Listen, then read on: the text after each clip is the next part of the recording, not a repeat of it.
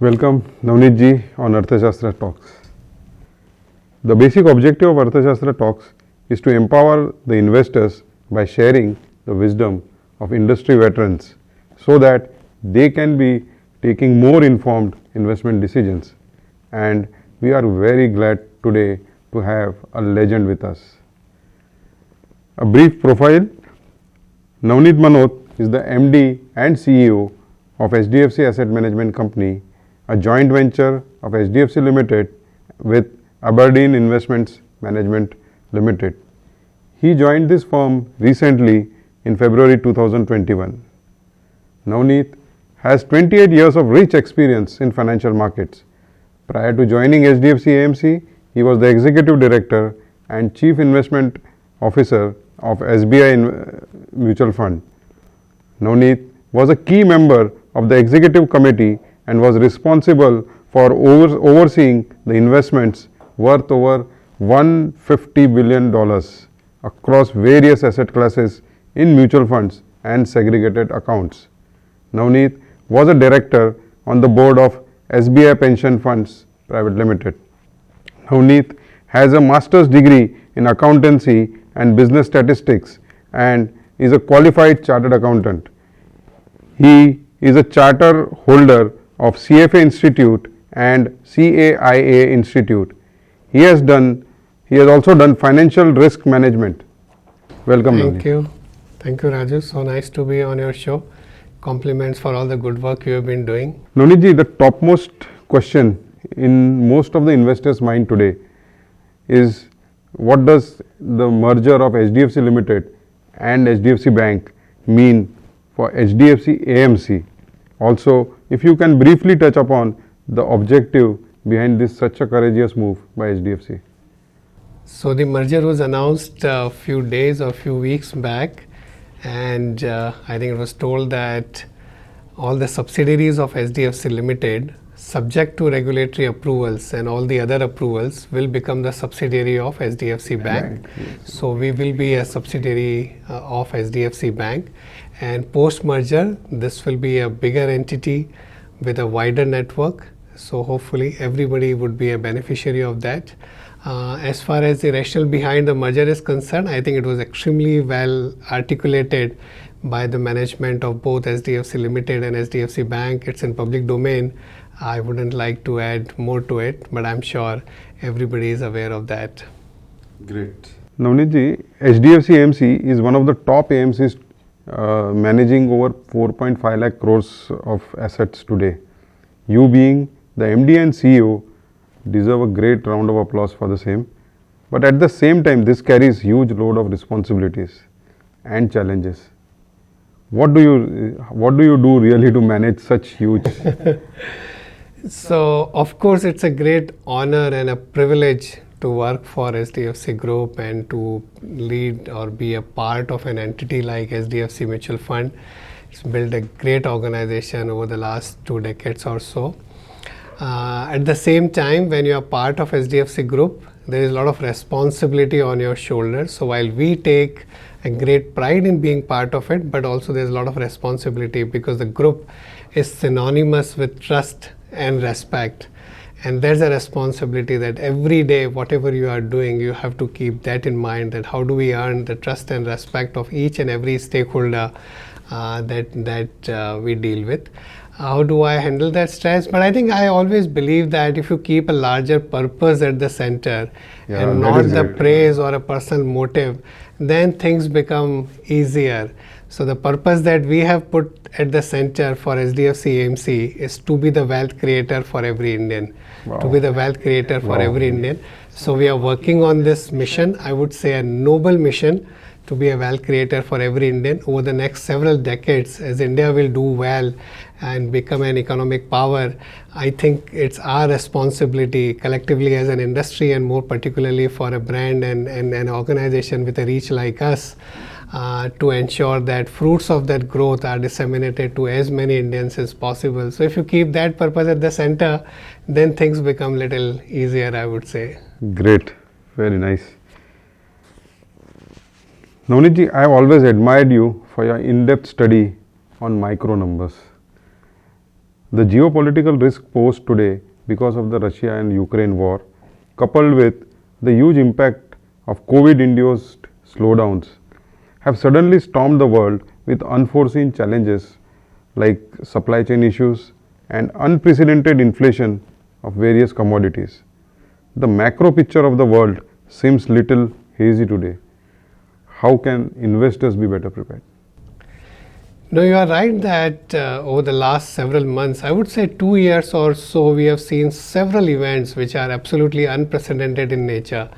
We saw a health crisis, an economic crisis. If you look at the recession in 2020, the social crisis in various ways. I mean, the geopolitical crisis, starting with US-China or India-China conflict, or now the Ukraine-Russia conflict, and of course a climate crisis. Now, amidst all this, there are two ways to look at it. One way is to definitely keep paying a lot of attention to all of these events and trying to make sense of it.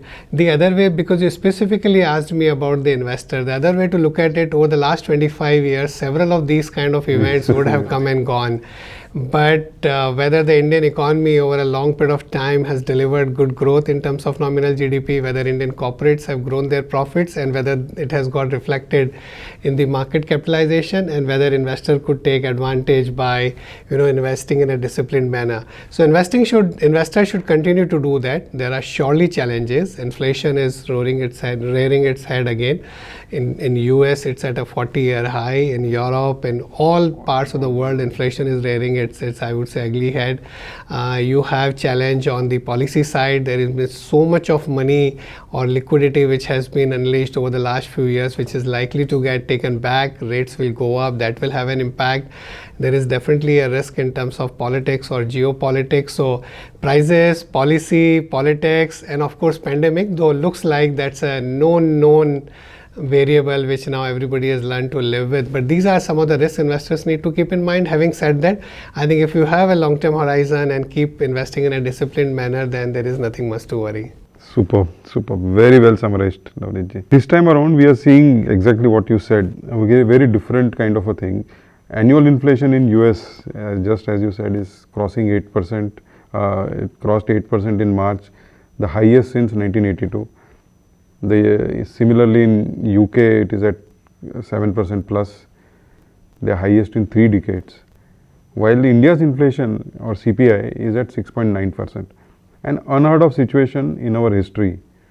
What does this indicate for the investors, both for equity investors and also for debt, and especially for debt investors where yields are going completely? So you are right. On a relative basis, our inflation is lower than the developed countries or the Western world, which is something, as you rightly mentioned, unheard of. We have never seen Indian inflation running lower than inflation in US or parts of Europe.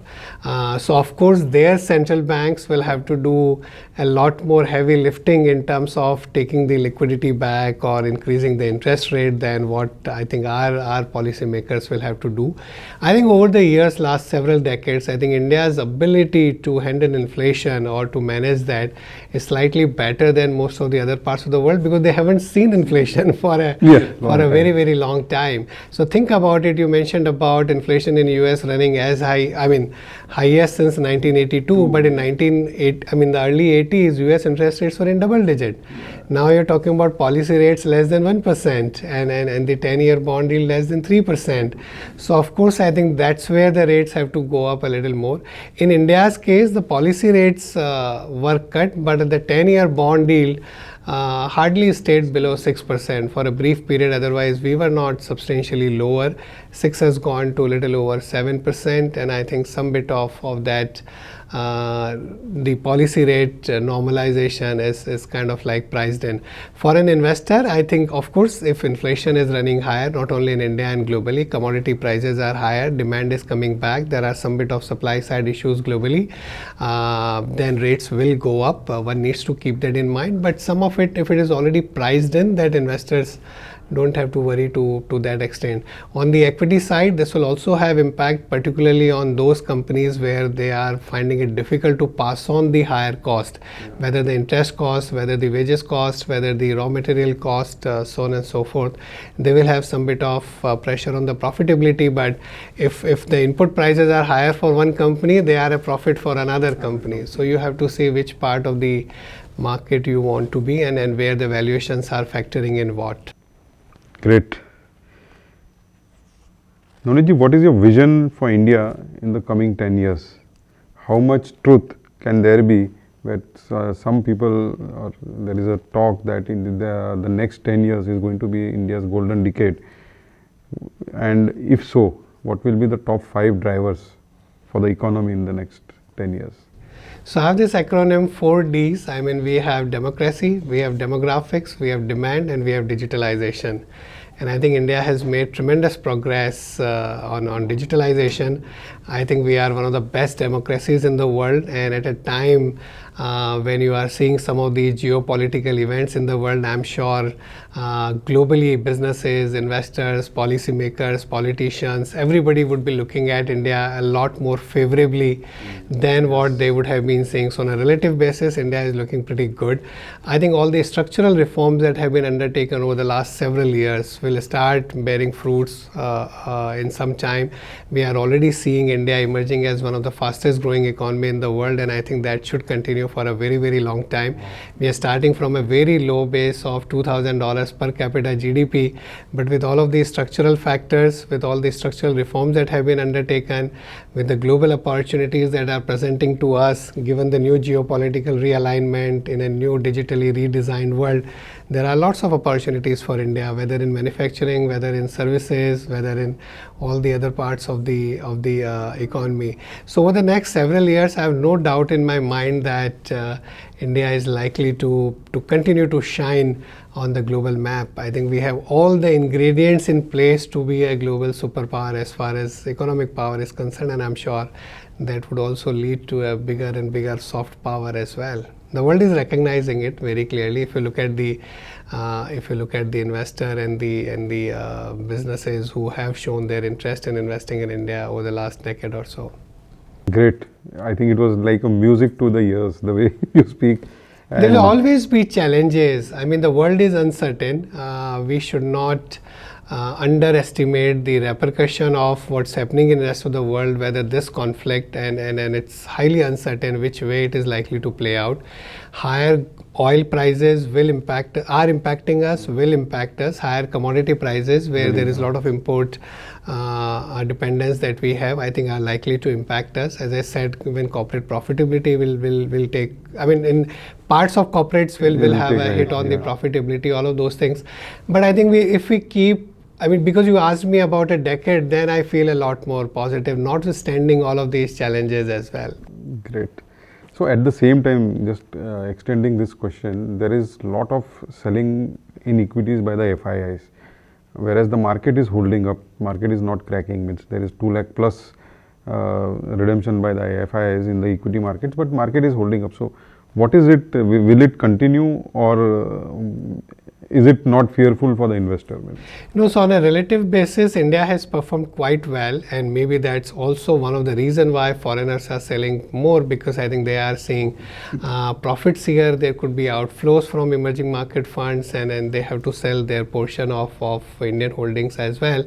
But I think, as you rightly mentioned, that domestic investors have cushioned that, or have been able to absorb that selling quite a bit. And I think thanks to the efforts by people like you and the huge resilience shown by the investors in having the faith in India, having the faith in the long-term investing, I think the markets have held on pretty well. Of course, within the broader market, there would be pockets where there have been some bit of pain. There are pockets which have done extremely well. As an investor, I think more important is how do you get that right. Great. But there are another way to look at it. In the same quarter where we saw so much of selling from the foreign institutional investors, we also saw record flows from in FDI into the startups.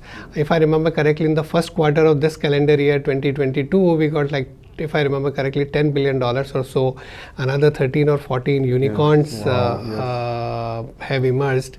So it's not that global investors have turned bearish on India. It could be the funds where there are redemptions and they have to reallocate their money, or they have to for the redemptions they have to sell. So that is the bane of maybe media, where good things are not highlighted, and these redemptions are highlighted so much. No, but of course, I mean, this is one factor which everybody has been seeing. The foreign investors have sold quite a bit. Yeah. I think if I remember correctly, it's not only in India. There are a couple of other countries in the world which are seeing a similar trend where the domestic investors are absorbing the selling of the global investors. It's not only in India. It's the same trend is visible in several other countries in Asia.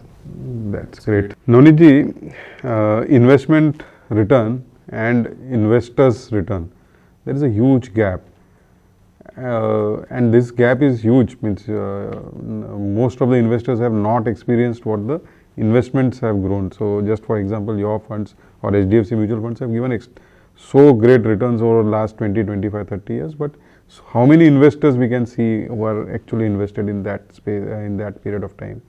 So what behavior change does an investor need to do to mirror investment growth? तो सही कहा आपने. People look at the fund alpha, but what about the investor alpha, which is a lot more important? And you rightly said, like, we have HDFC Flexi Cap Fund where the NAV would be around 1,000 rupees. But how many investors have multiplied their money 100 times? Very few. Very few. Because at various points in time, they would have got swayed by the volatility. They would have taken a short-term call. No, this year fund hasn't done well. Somebody else is doing well. Moved there, came back, and all. It doesn't help in the very long run. I think identifying the right fund house and the right funds, and then staying with them for long term is the key for getting the long term success. I call it like the STP formula, that for wealth creation you need to do STP, which is like sound investment plus time plus patience. Wow. Once you do that, that's like the mantra for creating the long-term wealth. Yes, You need to stay invested Exactly, for a long and period that's of why time. the role of advisor in ensuring that you manage the emotions of the clients very well. They don't get swayed by some chatter here and there, by some news flow here and there. Handholding is required. That handholding is very critical for investor alpha. So how do you manage your personal finance? What proportion of your investments are in mutual funds? Almost, I Investable think, surplus. of most of the investable surplus, if not all. Of course, we have, because I mean, when you get the salary, you get the provident fund, etc. It's like a small part of your long-term savings It goes sounds into like fixed that. income, but otherwise, bulk of it is in the in equity funds. Wow. Our own equity funds. Great. So do you own any cryptocurrency? Youngsters today are lapping it No. up. What is your advice for them? Last Saturday was the annual general meeting of Berkshire Hathaway. So Charlie Munger and the Warren Buffett, their long-term success, one of the things they talk a lot about is circle of competence. Yeah. I mean, invest what you understand. I'm still finding it very difficult to understand the concept of cryptocurrency. The underlying technology is very powerful. The underlying Yeah, technology of blockchain blockchain can do wonders in terms of the applications it can have, including in financial services. Over the next several years, it can play an important role in terms of reshaping the capital markets or finance. But the currency, I'm not very sure. I think most of the central banks will end up Having coming their own with currency. digital currency. So the CBDC, central bank digital currencies, could be an interesting thing to look at, and a lot of other applications of blockchain would be things to look at. Cryptocurrency is something that I would surely avoid personally, but I'm sure there are investors. So your message for youngster is not. Good luck to them. So another trend that is, still Indians have that fascination for Deshi versus Videshi. So, what is your view on investments in global equities also and global investments? And especially if you see currently, though US had grown quite a bit in last 10 years, there is huge correction in US. So many stocks like Netflix is down 72%, Amazon is down 25%. So many stocks are actually down from their 52 weeks high, and maybe this is a short-term correction, but what is your view on global equities? Should investors invest, diversify there? And if so, what should be the percentage of the investments or something? I think purely from a diversification perspective, because you get geographic diversification, you get currency diversification, you get diversification into some of the sectors which may not be present in India, but that should be a small part of the portfolio. For most of the Indian investors, I think the growth opportunities here are adequate to build a portfolio and create wealth over a long period of time. But purely from a diversification perspective, some part can be kept in international funds, and there also one should not look at like something which is a fad of the season, that's something that has done well recently or something where the story is very appealing. I think one should look at more, I would say, a broad base, something like, yeah. That's why we thought of it, and Developed World Fund of Fund. We are thinking of launching, of course, subject to the approvals and the limits getting opened up again, an emerging market fund of funds. So you broadly get large, diversification into large part of the global economy. Yeah. But I think two specific themes are for those investors who are extremely sophisticated, who understand the global markets well. For large number of Indian investors, maybe a small part in very broad-based global funds. So देश में रहो, विदेश नहीं. Finally, the last question. Navneet ji, what does money mean to you? And how do you do your investments? And do you have an advice? So it's not an end in itself, it's a means to an end. And there is a saying about happiness, that happiness, or let's say happiness is like a butterfly which doesn't come to you if you chase it, or you just stand still and it will alight on you. It's very similar. I think you don't chase money, but I think if you're doing the right thing, you'll surely get that as well. I think, as I said, it's a means to an end. I think it gives you a sense of freedom. It gives you an ability to help other people, and of course, for your own well-being, you need some money. But there is a, how do I put it, there is a saying of Kabir, Sai इतना दीजिए जामे कुटुंब समाए, ना मैं भूखा रहूं ना साधु भूखा जाए. Basically that's like whatever is needed to take care of your family and your community, and let's say if other people who are doing good, if you can support them, I think that's enough. So, and then we are so lucky to be part of such a wonderful industry which has been our profession, which has been growing, and we are able to create wealth for others, and in the process there is some wealth that gets created for us also. Great. Thank you. Thank you, Navneet. Thank you, Rajuji. Great pleasure talking to you.